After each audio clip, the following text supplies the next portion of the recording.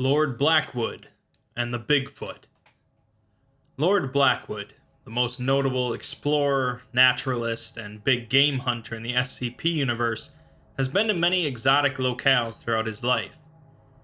In tales previously featured, he hunted a great rampaging lizard in France and explored a desolate alternate reality. This time, though, Blackwood heads for the American frontier to hunt down a mythical creature, Bigfoot.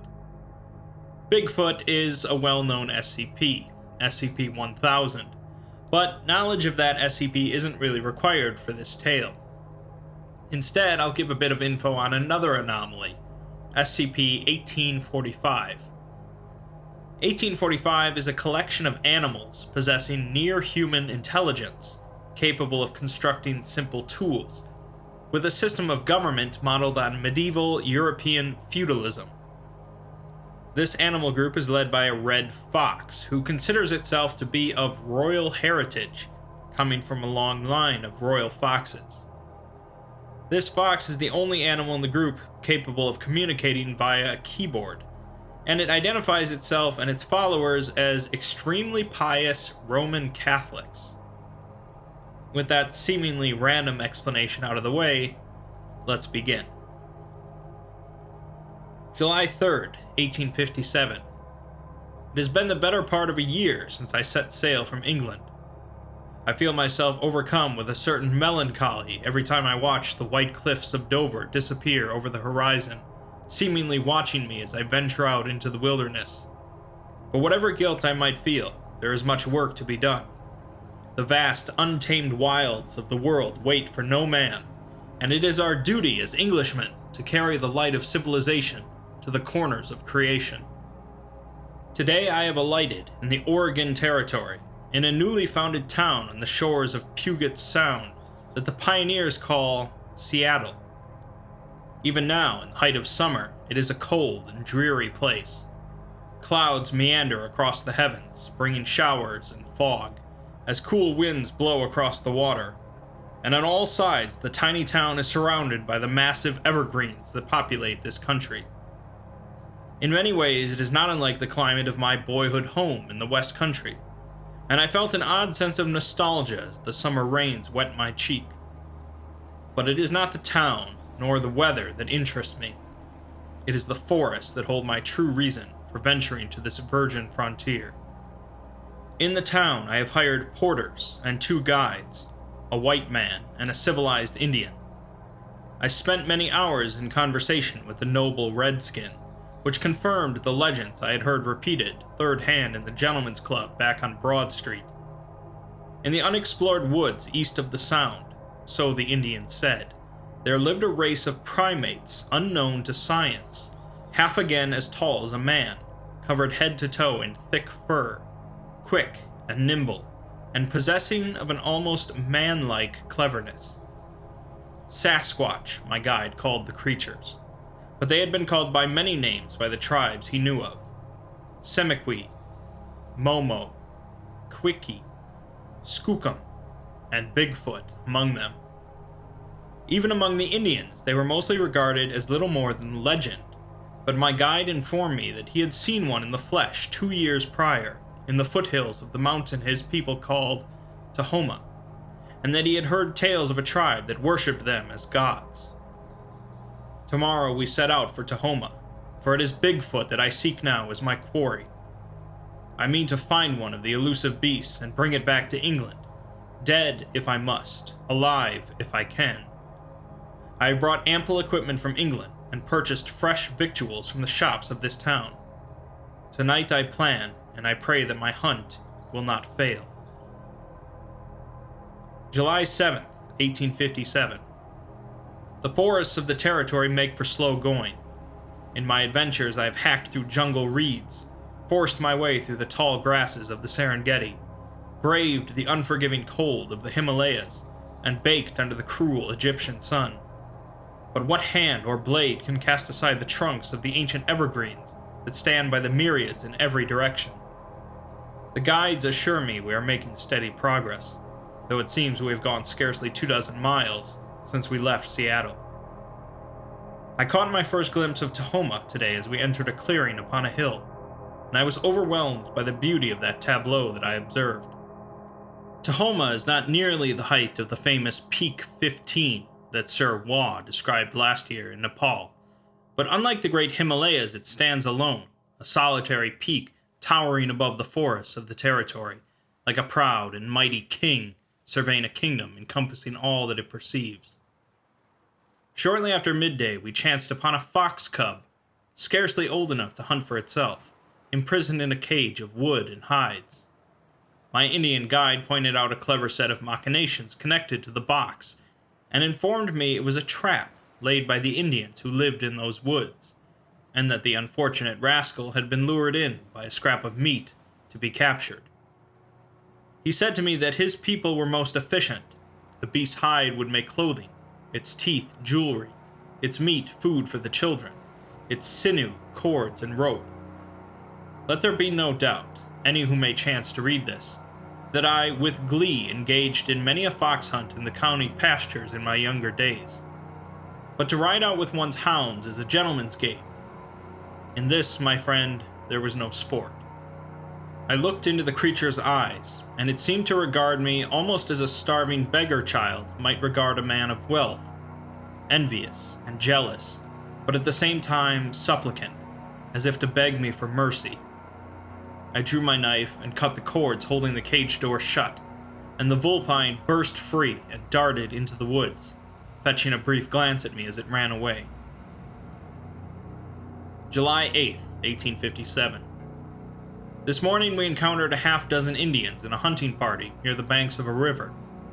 I had thought at first to call it the Blackwood River when we forded it, though my guide informed me it was known to his people as Nisqually.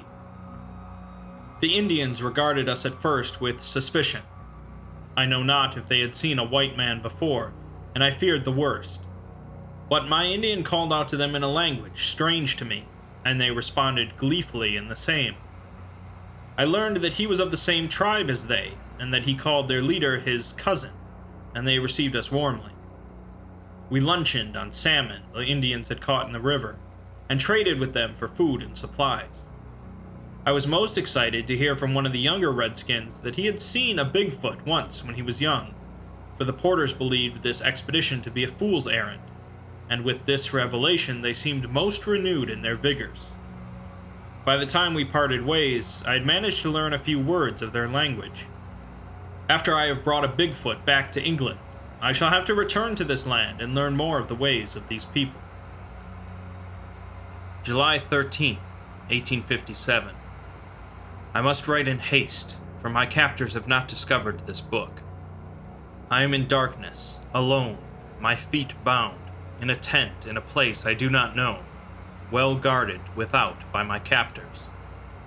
They came upon us 2 nights ago. We had encamped for the night in a clearing not a dozen miles from the place my Indian told me he had seen the Bigfoot 2 years hence. They must have been lurking in the darkness for hours, and came upon the chief porter unawares while he stood the night watch. Before I could reach my rifle, all but one of the porters and my Indian guide had been felled by the brute's arrows and hatchets. I took 2 of the bastards in reply with my rifle, and 4 more with my pistol, before one of them grabbed me from behind and knocked me out. When I awoke, I had been tied to a pole, and 2 of the savages were carrying me deeper into the woods. I could see my Indian and the last surviving porter being carried similarly. I called out to my Indian, and he told me that he recognized our captors as a tribe that had been ancient enemies of his own. They were unrepentant pagans and cannibals, he told me, and worshipped a strange god that lived in the mountain. It was said they raided the villages of the other tribes for sacrifices to offer to their god. Surely, he said, we had been chosen to fulfill this onerous duty. It is very cold here, though the sun shines brightly through the trees at midday. I know not whether the savages have my weapons or not. I pray that they do, for if I cannot reach them, I will surely perish in this wilderness. July 16th, 1857. Words cannot express the terror I have beheld this day. The savages have brought us to their home camp in the foothills. Even now, in the midst of summer, clumps of snow congregate under the rocks and at the bases of the trees. At midday, the three of us were escorted to a snowy clearing by the edge of a vast wood climbing up the mountain. Hundreds of savages formed a half circle around the clearing, and our porter was loosed from his bonds and dragged to the center. One of the savages began beating upon a massive drum and singing in a bizarre language, the likes of which I have never heard. Others joined in, and the forests were filled with the din of 1,000 screaming savages. Suddenly, the trees at the edge of the clearing seemed to rustle and part way, and the throng silenced as it emerged. Bigfoot, in the flesh. The tales had not done the beast justice. It stood 15 feet if it stood an inch, and it could not have weighed less than half a long ton. I could scarcely discern its countenance beneath the matted fur that covered its face. Ravenous, primal, caked in blood and spittle. It bore the scars of many struggles, and, praying that the reader will forgive my lack of modesty, displayed its manhood proudly. It set its eyes on the porter and charged at him with a speed I would not have expected from a brute of its size. The porter made to run, but the savages closed in upon him and allowed him no egress. Within seconds, the beast was upon him. I could hardly bear to look as it ripped him limb from limb, its yellowed, sharpened teeth tearing into his flesh, his blood running down its jaws as it greedily feasted upon him. The savages returned me to the tent afterward. I fear I am next. July 19th, 1857. I hope by now, should anyone be reading this years hence, that you regard me as an honest man. Throughout my many years exploring the unknown corners of the world, I have considered it my obligation to tell no less than the whole truth regarding my discoveries, that my fellow countrymen might know of the world that lies beyond the borders of our great empire, and prepare for the day when the light of goodliness and peace shines around the world. I say this now, for the events I must now recount might seem a fantasy to you, dear reader. Indeed, I would find it difficult to believe myself, had I not seen it with my own eyes. But on my sacred honor as an Englishman, I assure you that every word of it is true. On the afternoon of the 17th, the savages offered my Indian guide as a sacrifice to Bigfoot as they had my porter. Yesterday, the 18th, they prepared to do the same to me. I spent the morning in solemn prayer and reflection, and for the first time in my life, I understood the sorrow of a condemned man awaiting the hangman's noose. I felt I had lived a good life, and I was prepared to do what any good Englishman would, and meet my Maker with a stiff upper lip and a clean conscience. The Indians led me to the clearing and loosed my bonds. I strode calmly into the center of the clearing and closed my eyes. If I was to die, I intended to die with my dignity intact. The drumming and the screaming started, and I heard the trees rustle as Bigfoot drew near to claim his meal. But it was not Bigfoot's approach that silenced the savages. Rather, I heard, distant yet remarkably near, the howl of a fox. Muffled chatter arose from the throng as a second howl answered the first. Soon, a third animal was howling, and before long the woods were alive with a cacophony. Not only foxes, but I heard the howls of wolves, the screeching of hawks and falcons, the roar of the mountain cats, even the calls of pigeons.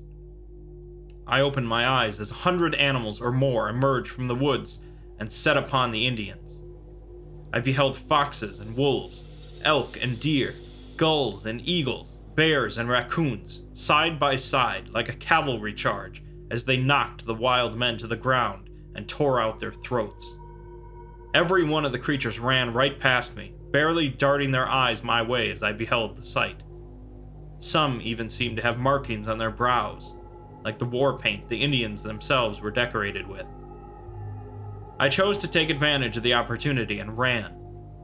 Neither man nor beast made any attempt to stop me as I made for the west, away from Tahoma and Bigfoot, towards the sea and hopefully some sign of civilization. By nightfall, I had easily put 10 miles between myself and the camp, but alone, hungry, bruised, and exhausted, and in the dark, I could go no further, and curled up by a tree to sleep. When I awoke this morning, I found myself surrounded by wild beasts. Half a dozen deer stood in a semicircle before me, paint on their faces, their horns and coats covered with savage blood, and 2 raccoons in their center. I panicked when first I saw them, and instinctively tried to reach for my gun, for fear that they had come to finish me off. They stepped back in unison when they saw me startle, and I saw that one of the deer, upon its back, was carrying a large bundle. My own possessions, scavenged from the remains of my camp. The creature knelt to the ground and shrugged, letting it fall to the ground, and I eagerly examined it. Much of what I had brought into the woods was gone, but my rifle was intact, and my pistol, and a tent, and alcohol with which to clean my cuts and scrapes, and enough dried rations to last 2 weeks' time.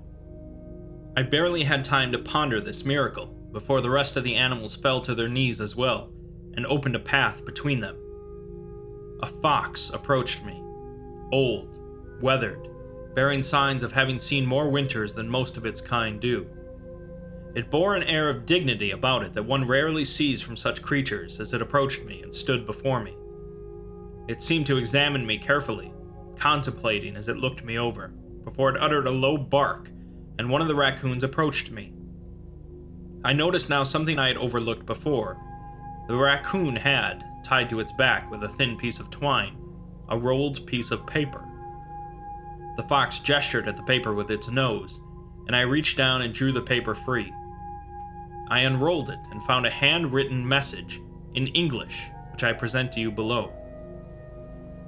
We, Alaric V, by the grace of God, King of all the forest, Lord of the plains, Duke of the grand fir and the undergrowth, Count of the swamp, Margrave of the nameless mountain, Warden of all the streams and rivers, and Lord Protector of the tribes of man, Defender of the faith, recognizing you as a fellow Christian and a civilized man, grateful for your rescue of our royal issue from the devious machinations of the pagan savages, thankful that your kind have returned to this land, hopeful that you will, on our behalf, deliver news to your homeland that Christendom shall have in these parts a steadfast ally, acknowledging that in rescuing you from the false god of the pagans, we are responsible for your welfare and safe passage in our lands.